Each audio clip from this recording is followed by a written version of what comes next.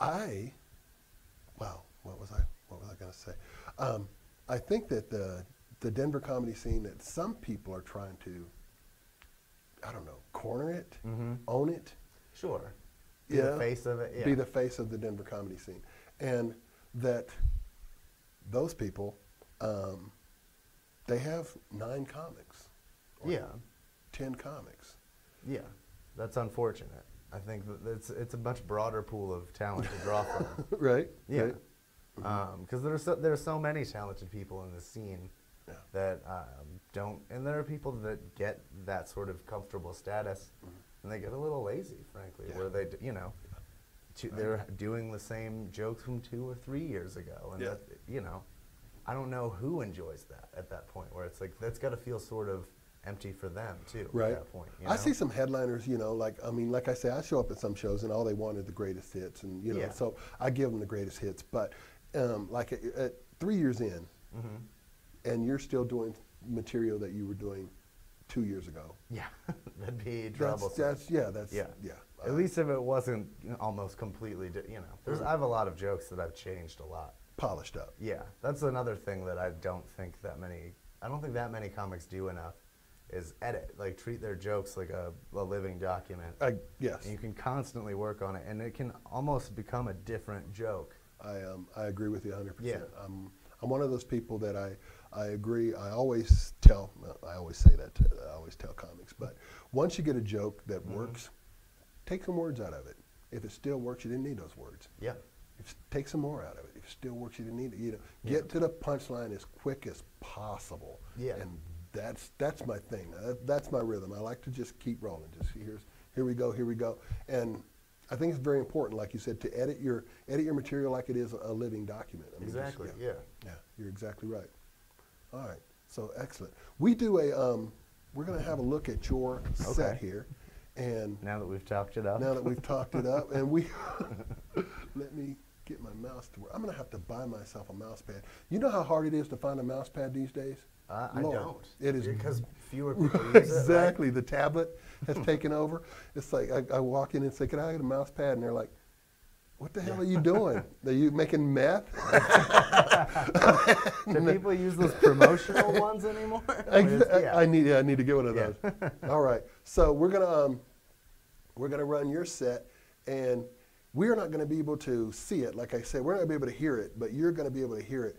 But if you see some spots where you know what you're saying, okay, go right ahead. And I think there's a few big gestures I make where I feel a couple act outs where I feel like I know which. Oh, there. We're sponsored by Maria Navin Greatway Real Estate. That's her number. If you need to buy or sell a house. Be going for her for all the comics you've seen tonight. More time for your Ari's Tavern bar staff, everybody. Order a bunch of drinks and tip them generously. I think men and women drink for different reasons when we hit the town, right? Men drink to summon up that liquid courage. Like, hey, maybe a couple shots of gin, I'll think of something charming to say to a lady. Women drink for another reason altogether. Women drink for liquid complacency. Women drink to be like, ugh, him, I guess. Letting this loser writhe on top of me is better than another night alone. And I salute you for it, ladies. Hoping to benefit from that very system. Oh, that makes me sound like a creep. I don't like it. You guys, the bathrooms in here are called the foxhole and the manhole. Right? That suggests, it's like, either way, it's going to be fucking warfare. Get in there. Get in there. You guys, this week, this has happened to me this week. I put out a fire, you guys. I saved a lady and a house and an apartment complex probably from a fire. It's weird. I'm at a lady's house. I get up to go to the bathroom. I come back in and notice that the candles burning on the bedside table are burning quite a bit more vigorously, and that a pillowcase has drooped onto the open flame, mere inches away from her outstretched tresses of hair. Right? So instead of freaking out, I grab the pillow, I throw it to the ground, and I stomp out the flames with my bare feet. And I do this naked and with a boner, you guys. An erect act of heroism. Who else has experienced that? Right? I like to think of famous acts of heroism from history, from erect men, like George Washington crossing the Delaware, rigid as the flagpole he would one day serve under. It's a good FDR, right? His legs didn't work. His boner never stopped working. It's a 3-term boner. You guys don't like presidential dicks. I get it. Some of us are patriots. Some of us are a little gun shy about the presidential dick jokes. Salute. All right. I'm gonna give up on that one. You guys, I'm not a jealous guy. I'm gonna say that right. I'm not a jealous or possessive guy in relationships. I'm definitely not one to judge a woman for her past prior to us meeting, right? Like, I don't care if a woman has had a few stallions through her stables prior to my coming along. If you get the metaphor, right? I get it. Ladies, stallion riding gentlemen. Stallion is a majestic creature. Who doesn't want to ride a stallion for a while? Right? Take a sturdy gallop down a moonlit beach. Feel the wind in your hair again. I would never want to take that experience away. But you can't keep a stallion, can you, ladies? They don't want to stay in your corrals. They want to run the open prairie. This is precisely where I come along. In this man-animal ranking system, I weigh in somewhere around the humble donkey. Just humble burro you can weigh down with all of your baggage. Your daddy issues. Fear of dying alone. Roll them up into a bindle, hoist it onto my back. I've got that shit for our entire journey together. I may need to take more water breaks than a stallion might, sure. But I'll get you to that mountaintop, ladies. Mountaintop is an orgasm reference. It's not a Martin Luther King Jr. reference. Aside from being like an equal opportunity dick, it never did anything for civil rights. Not a thing. But it did have a dream. It did have a dream. One shining morning in the Capitol. Look how short I could make this thing. You guys. That's okay. Go ahead. No, go ahead. I'm glad football season is over. I'm not much of a footballman. I was recently asked to join a fantasy football league, and I agreed because I had a misconception about what fantasy football meant. I thought fantasy football, you mean like football with dragons, wizards, and magic? That's exactly the sort of game I want to watch. Are you kidding me? Can you imagine the spectacle? Yeah, exactly. Don't give a shit. Like a football man catches the ball. He's running down the field. He disappears in a puff of smoke. And then a newt comes wriggling out of his empty helmet. And the Chiefs get disqualified for invoking the dark arts. That's the kind of game I want to watch. You tell me that if the Pittsburgh Steelers, let's say the Steelers, were to replace their entire starting lineup with orcs, wouldn't make for a better league? At least orcs know how to treat a lady. Am I right? Oh, unlike those monsters in the black and yellow. That's all I'm saying. Please, no one give me a wedgie for that joke. Please, no wedgies, no swirlies, no nerd punishments of any kind. I went on the road and I realized I became like an unwitting Broncos ambassador because like during they're America's team now. Everybody loves them except especially since what's his forehead became quarterback. Everybody loves that guy. I'm just kidding, everybody. I know what his name is. I'm an American. I never thought of it that way. It's Secretariat. The world has come down to the level of oh, because he's a very equine man. Is what I'm saying. Real true-born Bronco. The real. We're just horsing around up here, you guys. Just a little bit of horseplay. Have you ever depressed yourself awake in the morning? Like, is the first thought you have is just like you greet the day. You're just like, oh God, I've got to go through the day being me. I remember exactly how much money is in my checking account. One of those mornings. And you find out, nope, cleaned out by the Netflix subscription you forgot was due. Oh man.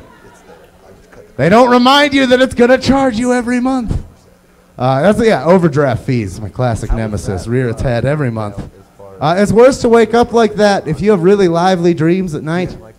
I have wonderful dreams that I can escape into. I had a dream the other night that I owned and operated a Pegasus farm. Are you kidding me? Got to watch baby Pegasus grow up before my very dream eyes. You know, gently kneel down, tussle their shimmering manes, feed them sparkle dust out of my open palm. Because that's what a baby Pegasus eats, everyone, sparkle dust. Watch them take wing for the first time, soar into a candy-colored sky, feel a swell of pride like a father might feel. And I have to wake up and remember I am ineligible to donate plasma in the state of Colorado. Oh, man. still don't. To go from Pegasus farmer to someone whose blood isn't worth money is as rude as awakenings get. Don't worry, anybody. It's not for anything gross. Not for anything gross. I know what you're thinking. You know, lots of scores, no sores. That's my story. Couple of scares, no flares. Those are the rhymes you want your dick to have. Talked about dicks a lot. I get it, everybody. It's a patriarchal set. I think that you shouldn't say retard, everyone. I'm gonna make a statement right now. I'm gonna make a stand. Don't say retard. That's not a nice thing to say. People with like disabilities, their lives are hard enough without being lumped into your lazy insults. You know what I mean? Like, why not say dullard instead? It's easier to move. Right? Dullard is a great word. If you call someone a dullard, you're a persnickety old schoolmarm just giving a young ne'er-do-well the what for. It's the best. They probably have to look up what it means, because let's face it, they're fucking dullards. Oh, man. I'm going to close on this one, you guys. 420 is coming up. 420. I'm into weed, you guys. I know I dress like a 1920s barbershop quartet. But no, I'm super into the reefer sticks, into that jazz cigarette. I'm into it. I have a medical marijuana card, you guys, in fact. I do have a medical marijuana card. It's for, hey. Mine's for a pretty serious condition. It's for my chronic, debilitating boredom. I have one. Like to enjoy a sunset or two. But you know that 420 holiday coming up where like thousands of stoners, they all gather in Civic Center Park? It's like real convivial and peaceful, right? There's informational booths, voter registration, children running around. It's a lovely time. And weed is the only kind of drug that could foster that environment. If thousands of months on end, I can only imagine how isolating that must be. And even tweakers gathered in a public square. That's not a holiday anymore. It's a humanitarian crisis. You'd have to call in FEMA for the skin spider epidemic. All right, you guys, I've been Byron. Dig those skin spiders out from under your skin. where they That's a tricky one. Hey, we're at the end. All right. We're not on loop, so that's going to be the end of that. Hey. So yeah, I think a lot of comics, entertainers in general, are unusual where they are. Yeah. Like I came from a small town, farm town, North Carolina. Okay. And I knew that I wanted to be in show business from the time I could see. Yeah. You know. But probably not that many other people in your town. That was the craziest dream you could have in a small town in North Carolina. Yeah. And people look at you and treat you like you're crazy. You know, so you really, you know, I think a lot of entertainers never fit into where they are. Yeah. You know, and if you're lucky enough to find a career in show business, or like when I first got on stage doing stand-up, I realized that I was very comfortable. I was more comfortable up there than I ever was down there. Yes, exactly. So it's a whole new thing. It was a whole new thing, and I fell in love with it instantly, and I never want to do it.